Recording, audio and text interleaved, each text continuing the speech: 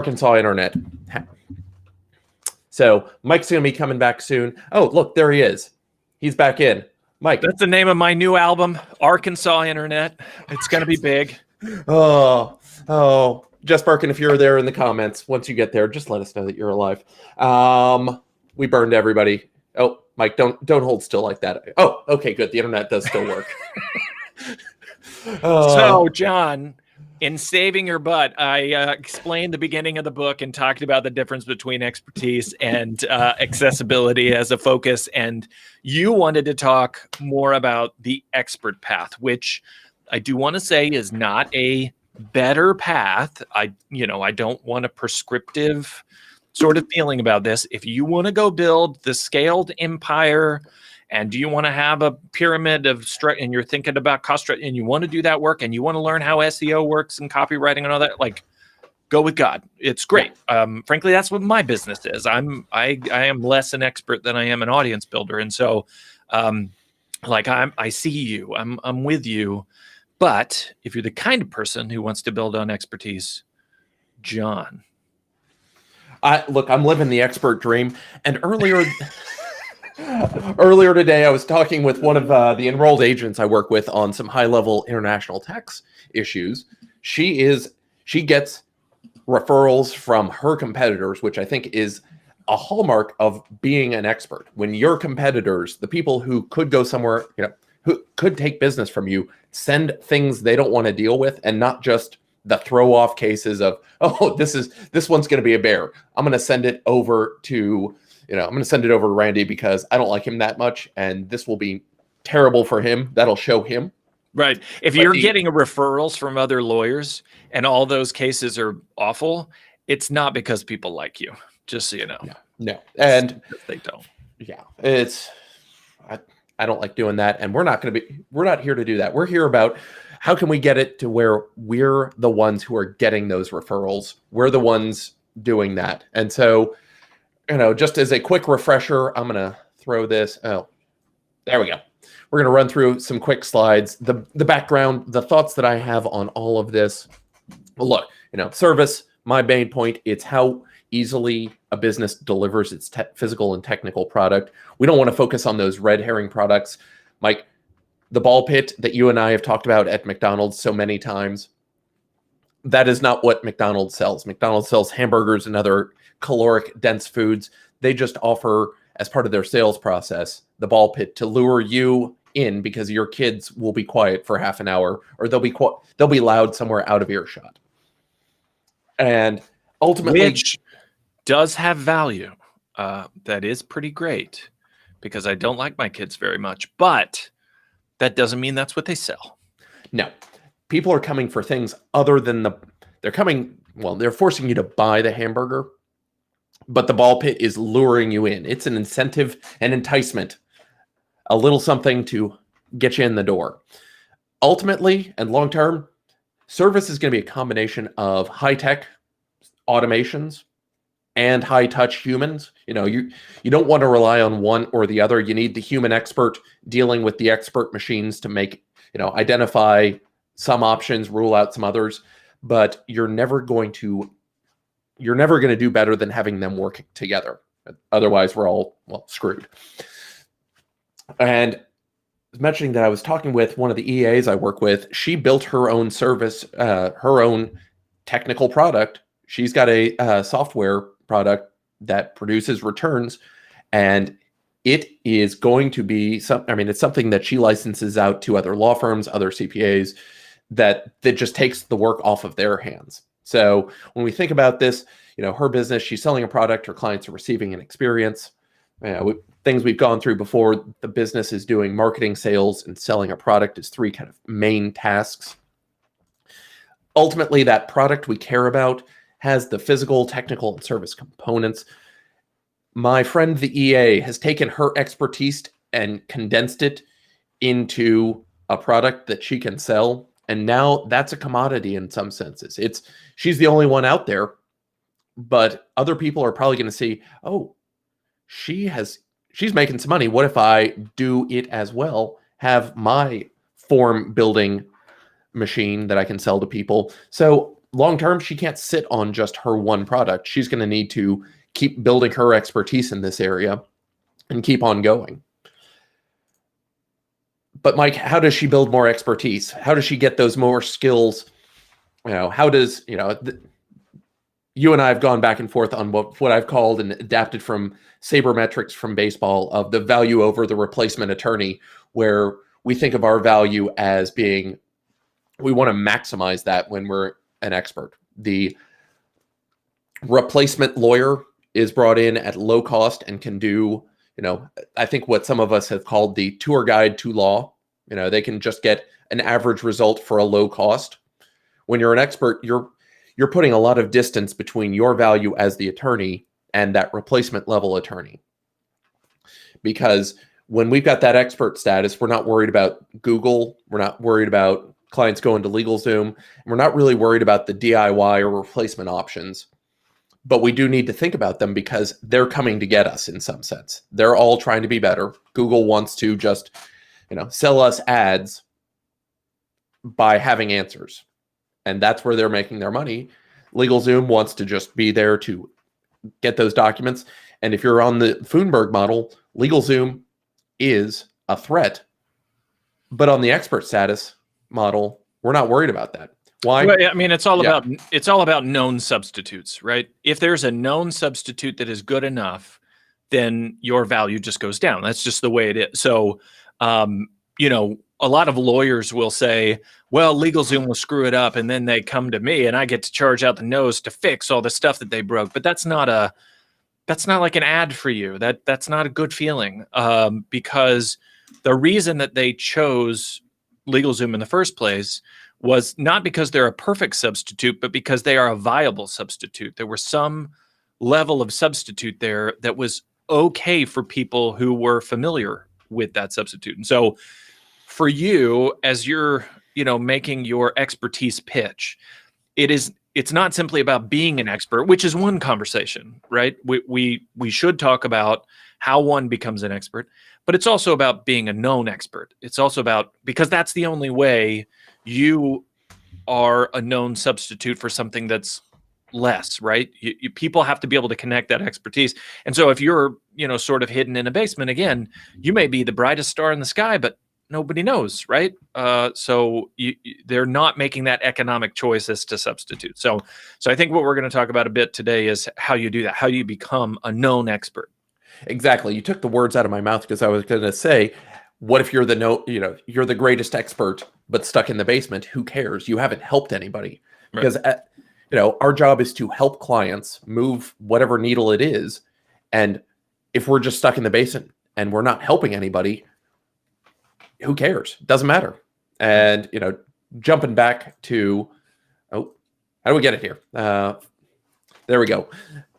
Again, when you're just starting out, your value and your price premium is low. But once you start developing, and, the numbers are made up, it doesn't really matter. But kind of the way I think about it is you're going to accelerate your price premium or your return on that expert investment as you grow through your business, so that you're getting a higher price premium once you can set yourself apart. And this is one of the benefits of being in that expert status. The audience building entrepreneur is not as worried about that. They're looking for efficiencies and, at scale from having all of those clients. And so, when we start moving into how do we deal with this, again, we're thinking about that technical component, the knowledge, the kind of base rules that we think about. This is what you need just to enter the game. The skills are the next level of how do you do something. You can, you know how to file that motion for summary judgment. You know how to write a will, but you don't necessarily know the ins and outs. And so once we get to expert level, we're not worried about every problem being a nail. We're expanding our expertise and our level and number of solutions. And kind of the hallmarks of this are you're bringing accountability to your clients for what you've done. You can pick among multiple courses of action. Again, it's not every problem is a nail. It's, I've got a nail and we can use my hammer. Or if you're looking for a hole in the wall, we've got the drill, or we've got the screwdriver, thinking down the line, what are we possibly going to need? What else could be going on here? So, Mike, when we think about that, well, anything else to add on what expert looks like? Yeah, I think you and I talked about this a little bit. I was listening to a marketplace podcast, and they were talking about a term that they called the Secretary of the Future. That's a Vonnegut reference, and a lot of these companies are hiring these chief sustainability officers. And the function of the chief sustainability officer, which is starting to become a thing in big firms, the function of that person is to see the bigger picture, to see the longer term, to think in bigger terms. And when I think about those 3 stages that you just defined of knowledge and skills and expertise, it reminds me of something that was said in that podcast. And this guy said something so smart. He said, every business goes through 3 phases. You've got the compliance phase, you've got the efficiency phase, and then you've got the innovation phase. And what he meant by that was, at first, you're just doing what you have to do in the business, right? That's that knowledge piece that you're talking about. Just to be in the marketplace and not get sued, you have a pretty basic, amount of understanding that you need to go get. And he said, and this is so true in law, that almost all businesses stop at that point. Almost all businesses, they do the bare minimum that they have to do, and they figure out a bunch of them, the really smart ones, will go to the next phase, which is efficiency. Now we're going to do those base things, but faster, more effectively, more quality control. We're going to do it more. But he said what most businesses don't do is that innovation thing. They don't get to the point where they start really questioning fundamentals, really coming up with insights that no one else has done. And that's where most of the leverage comes in this expertise model, is getting to that point where it's like, I've done the work that no one else will do. There are other people in the industry. When you get to the point that if you're building on expertise, that you're the known expert and people come to you because you know crazy things no one else knows, and you've thought through things and you can come up with new ideas. Like, that's fundamental to this. It's not just that you have, freaking Google exists. There's no amount of knowledge that you can have that will top the knowledge in the network, right? It's not about having exclusive knowledge anymore. It's about, do you have a process for coming up with new ideas to answer new problems? That's expertise. It's rare. And the problem is, both of these models, whether it's audience building or expertise, the known value lags behind the value offered, right? You do a lot of work first before people get it. Whether it's because you were out building community and you're trying to talk to a bunch of people, or because you went and became the super nerd. Both, in terms of perceived value, it lags your actual value. It lags the work you did. And so a lot of lawyers just won't invest that time. They just won't do that work. And Mike, I want to kind of pull something out of what you said, because you keyed off of the expert status gives you leverage. And what I see a lot of people doing in service is they're following these articles of, well, I saw Disney do this, or the Joshi story from the Ritz-Carlton, or Zappos spent 10 hours on a phone call with somebody. And these are held up as, this is the service that lawyers need to be bringing. The problem is Disney and Ritz and Four Seasons and Zappos have way more leverage than the average law firm.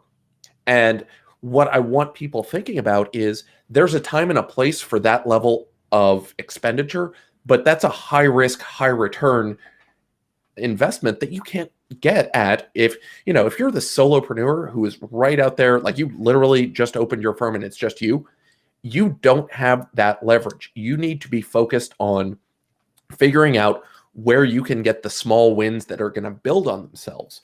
The spending 10 hours on the phone with somebody, you just don't have that free capital. And this spills over into a lot of the other things that aren't service related, but get thrown at lawyers in the mindset of, well, unfortunately, we're really good at throwing money away and not knowing what we're doing. I mean, I'm certainly guilty of this.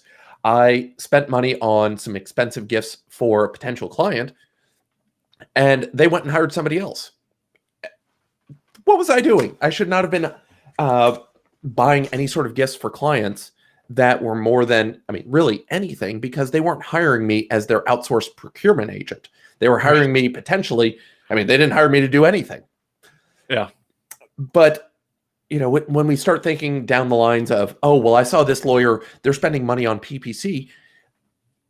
It's fine to do that, but you need to not, it's not a good game for us to be getting in if we don't know why people are hiring us. Having, one of our friends, Greg Steele, mentioned that I think he was getting targeted in South Carolina with ads for some attorney in New York. And there's just no reasonable connection. But this attorney probably thought, oh, well, my cost per view or whatever metric, it's super low, but it's a useless waste of time because that attorney is getting views all over the country and none of them are going to turn into dollars.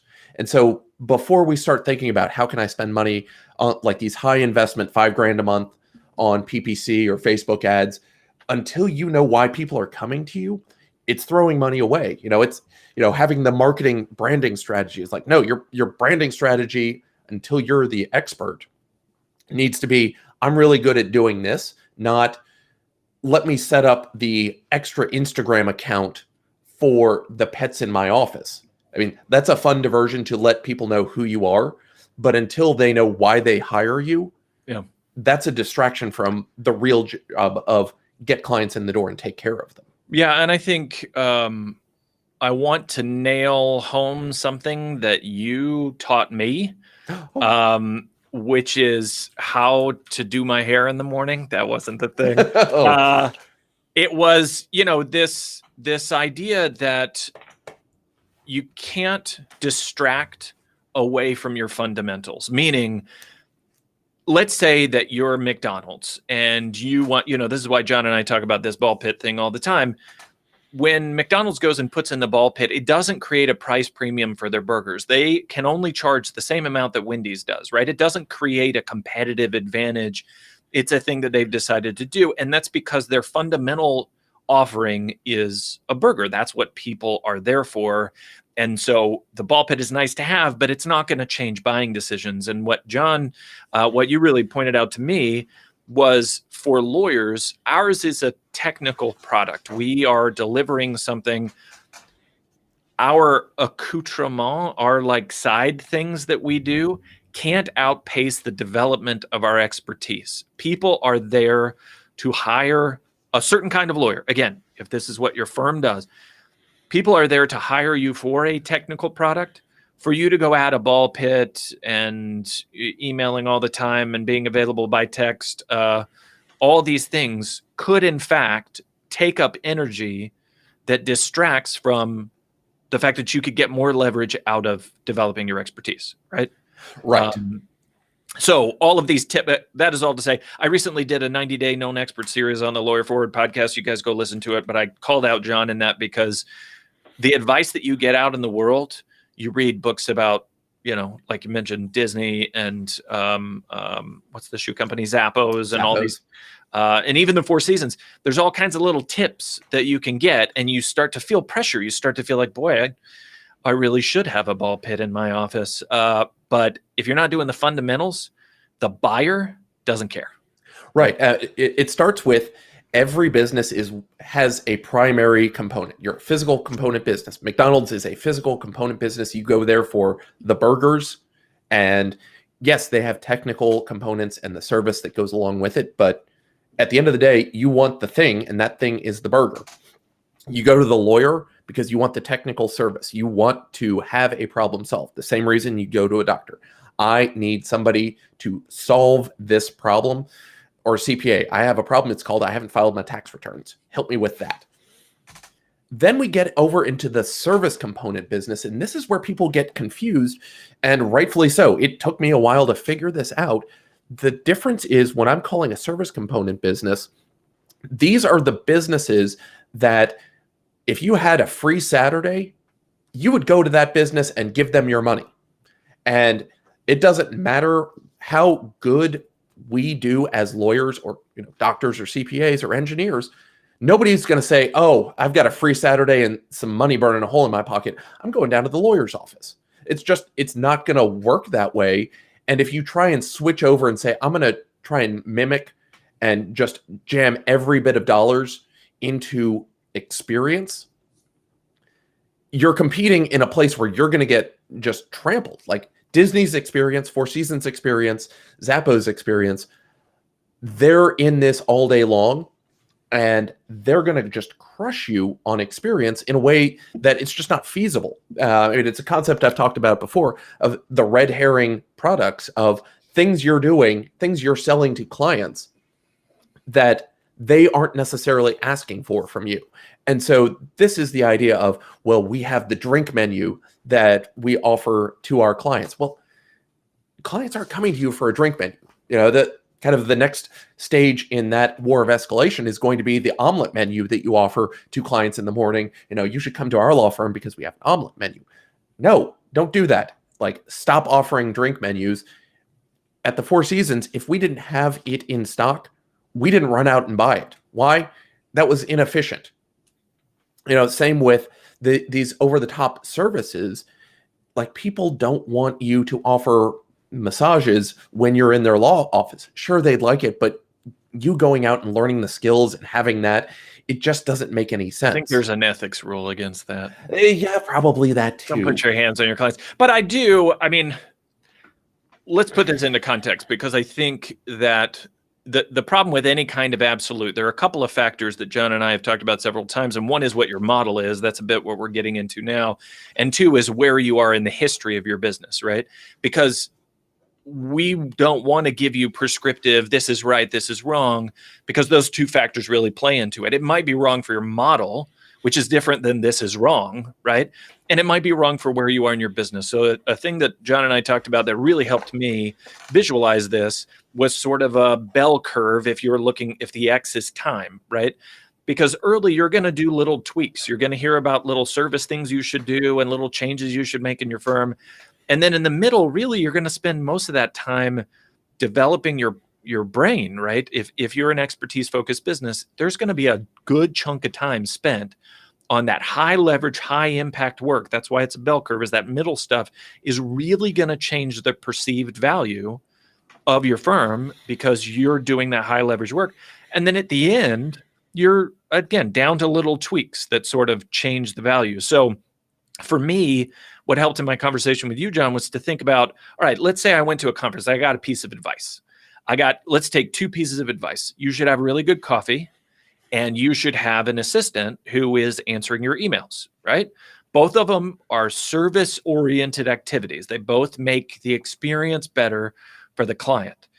So the question is, we know that these are little tweaks. We know that these are not high leverage changes. We know that this does not make, neither of those makes people think that I'm a super expert that they should pay for because there's no substitute.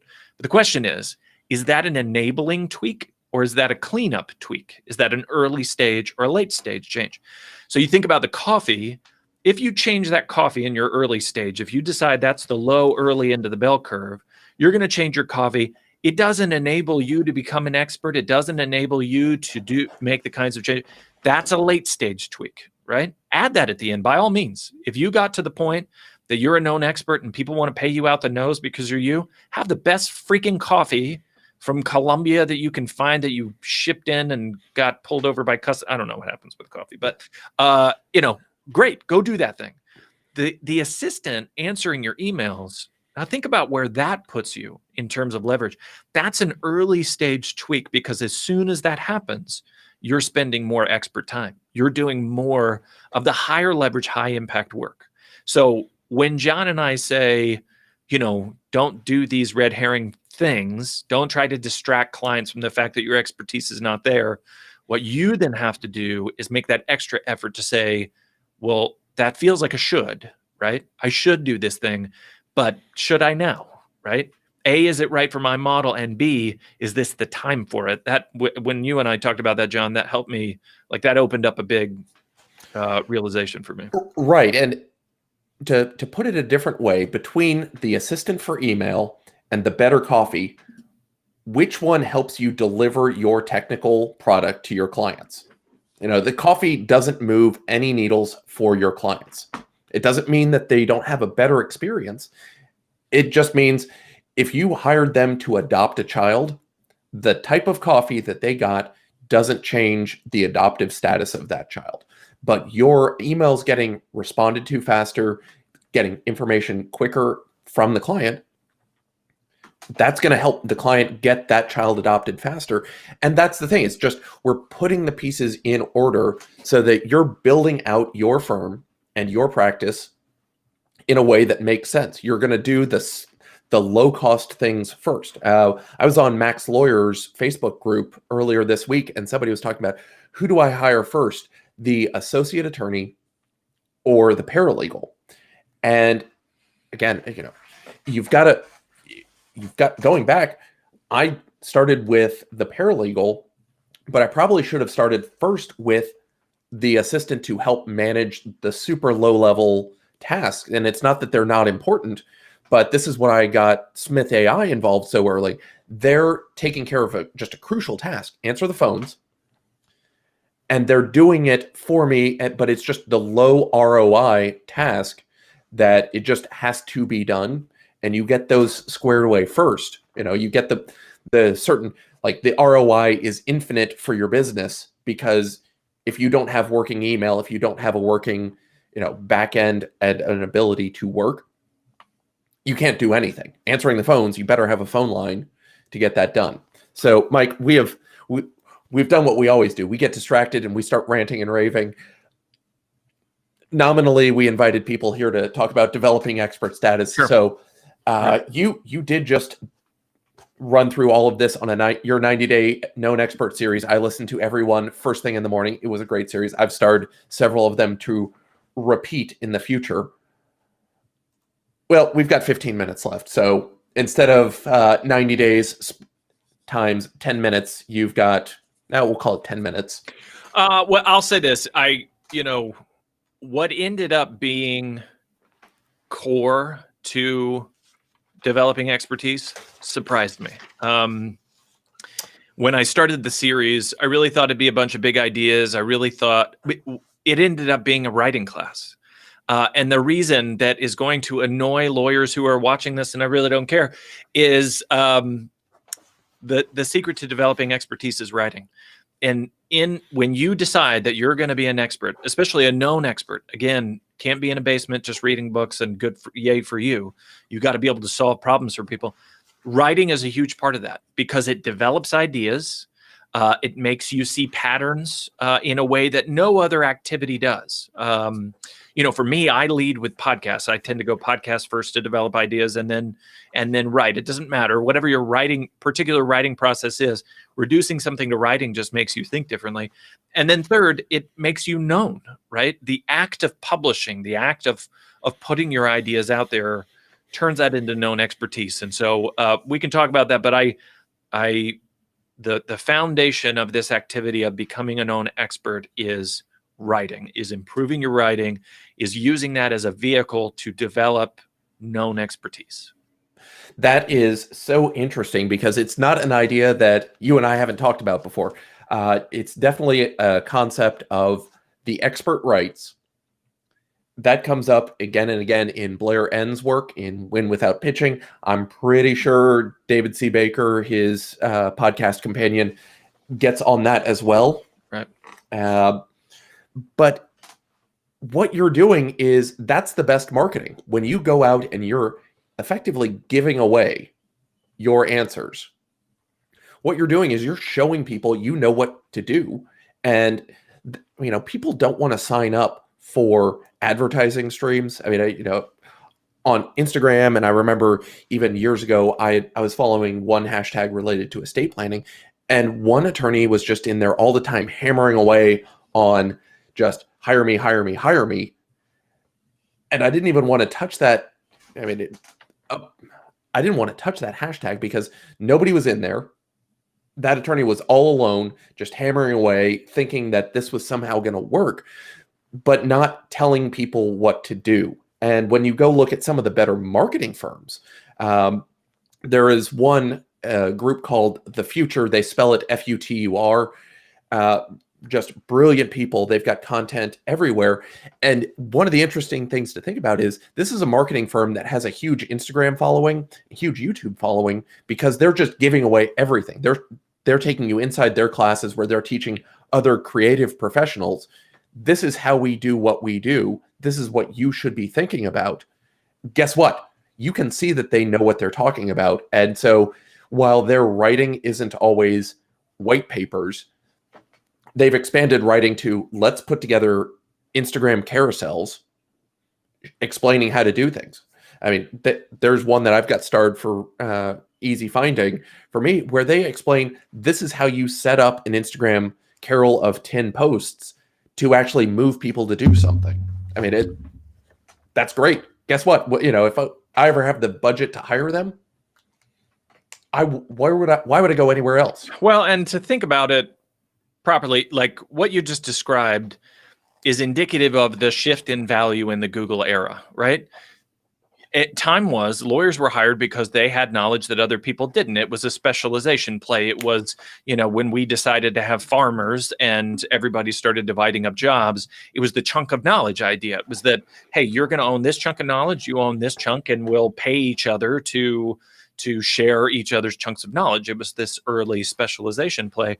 But now we're in a world, there's a really good book by David Weinberger called Too Big to Know, that it's just too big to know, that the network, in fact, will always know more than we do. It's not chunks of knowledge anymore. Even the chunk of knowledge relevant to what you do, John, is too big for it to all be held in your head. It's the networks are too complex. And so when you are making an expert play, you're not selling monopolized knowledge. You're selling a thinking process. And here is where I lose people, because we've spent so many years railing against the idea that we go to law school to think like a lawyer. But that's exactly what you need to demonstrate, right? You need to demonstrate your pattern of thinking, how you take patterns and pull insights from them and share them in a way that solves new problems, novel problems, right? That's not precedence thinking, right? That's pattern thinking. It's patterns to insights to solutions. And so in your writing, what you're doing is not necessarily giving away the farm. You're demonstrating, right? Sure, you're giving away the knowledge that you have, but that's not why people are hiring you anyway. They could just go do a Google search and get it. What they need to see from your writing, from your content, from your demonstration is that you know how to think about their problem in a way that other people don't know. Because your principal function now as a modern expert is you enable people to make decisions. That's it. There's no grand strategy anymore. As much as I love John Lewis Gaddis's book, that just doesn't function in a world of machine learning. You can't tie everything to logic anymore. Grand strategy doesn't really work. The world's complex. You got to be able to pivot. So what you're demonstrating to people is, I know how to take a new, unknown, unforeseen problem. I can apply what is known and through my pattern matching, through insight development, I can create solutions that no one else has thought of before.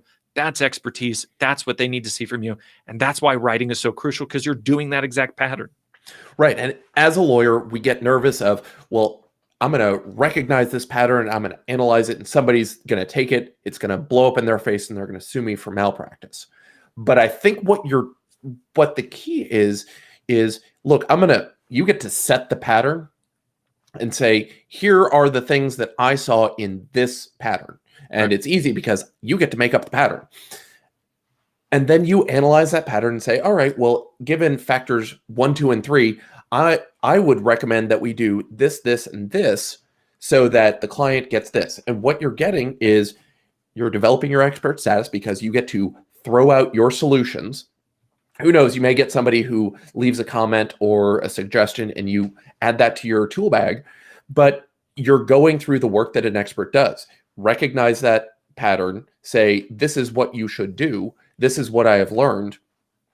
This is what you're doing. And you're not worried about giving it away because, sure, I can sit here and, just rattle off, oh, well, we could think about these 15 different types of trust that might have an option for you. And frankly, I was doing this morning with that enrolled agent. We were on a Zoom call for an hour and a half, talking about 2 potential clients. One, we spent half an hour and ultimately realized there's no value I can really bring to this client right now until the laws change. I had a half-hour conversation that I can't monetize directly. But going back to the client and saying, or potential client, for right now, you don't need me. Stick with your enrolled agent. This is when you call me back, and then you start paying me. And that was the first half hour. The second half hour was working through with the same EA, a different client who has radically different circumstances, and it took us an hour to come up with the two of us chiming in with ideas, working together on one particular fact pattern. And that's, developing our expert status. I heard a few ideas that I hadn't heard before, and it wasn't because they were somehow closed off to me. I'm a tax attorney. She's an enrolled agent. I mean, sure, there's differences in our level of, the certifications, but we were both experts who've done this sort of work, and we could come together, put our heads together, learn something from each other, get a little bit more expert, stay ahead of the Google Legal Zoom consortium. Well, and what an interesting thing you just pointed out, which is that experts can be wrong and still serve their social function. And that is really hard for lawyers who are in a legislated industry.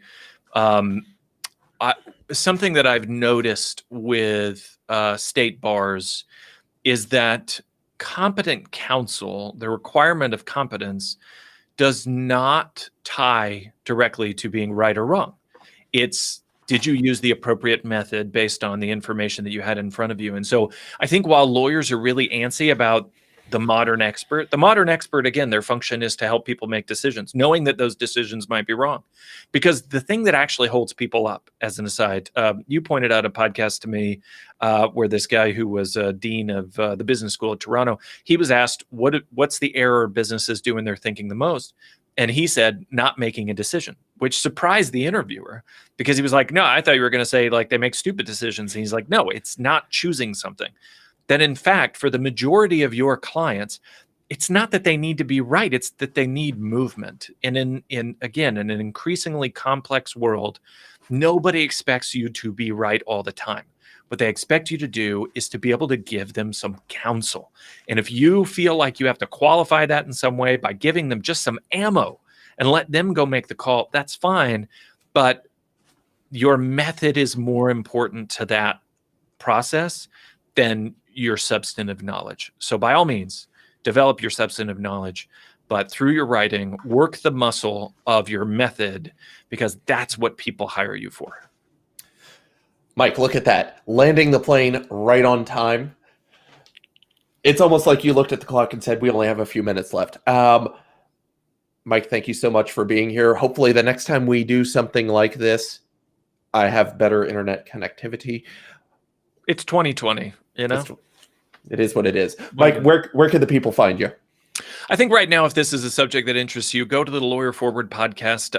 It's on abovethelaw.com/lawyerforward. And that 90-day known expert series is there. I'm also going to be turning it into a book soon, but it's literally 90 days of activities that you can follow beginning to end, things to do every day to become a known expert. So go find the 90-day known expert. You can also buy the book Lawyer Forward on Amazon. Excellent. Mike, and while you were saying that, I looked it up. The Knowledge Project podcast with Shane Parrish, one of the more recent episodes. I don't know who it was, but professor of management at Toronto University. Everybody, thanks for sticking with us. We will be back, not next week, but the first week of January. We'll figure out what the topic is then. Thanks so much.